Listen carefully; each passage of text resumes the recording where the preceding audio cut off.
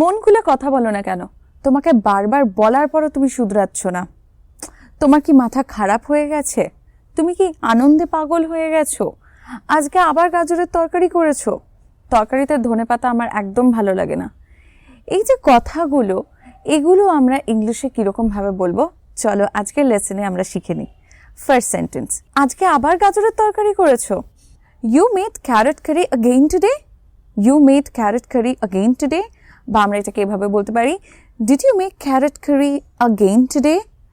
পরেরটা, মন খুলে কথা বলো না কেন? মন খুলে কথাকে আমরা ইংলিশে বলবো টু টক ওপেনলি। সো এটাকে আমরা বলতে পারি, why don't you talk openly. Why don't you talk openly. Next sentence, এই কথাটা আমরা প্রায়ই বলি যখন আমরা রেগে যাই। তোমাকে কি আমি আমার মাথার দিব্যি দিয়েছি যে তোমাকে এটা করতেই হবে? এটাকে আমরা ইংলিশে বলবো, did I convince you that you have to do this. Did I convince you that you have to do this. পরেরটা দেখি, তোমার এই কাজটা করার আগে একবারও আমার কথা মনে পড়লো না। এটাকে আমরা ইংলিশে বলবো, didn't you remember me once before doing it.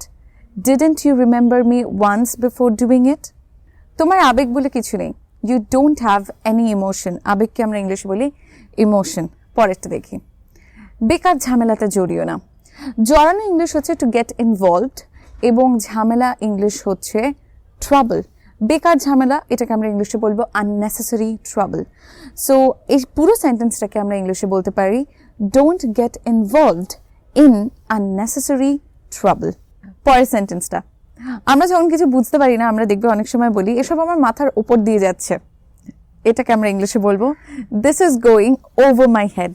This is going over my head.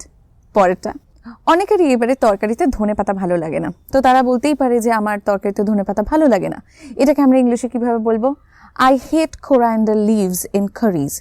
আমরা ডোন্ট লাইক না বলে হেট বলতে পারি, অর আমি বলতে পারি I dislike coriander leaves. Next sentence, খাবার আগে তরকারিটা গরম করে নিও। Warm up the curry before eating.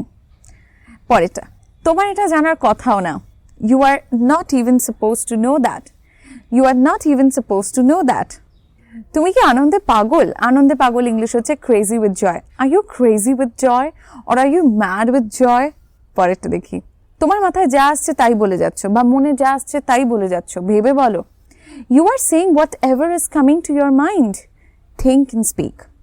Think and speak. পরেরটা দেখি, বারবার বলার পরও তুমি নিজেকে শুধরাচ্ছ না। বারবার বলার পরেও সেন্টেন্স স্টার্ট হবে কি দিয়ে, even after. Even after telling you again and again, you are not correcting yourself. You are not correcting yourself.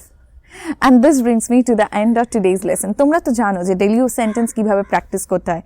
You just need to change the objects of the sentences. একটু খালি সেন্টেন্সের মানে বা একটু situation object change করে দিয়ে আমরা practice করতে পারি। I'll see you all again very soon. Until next time, thank you.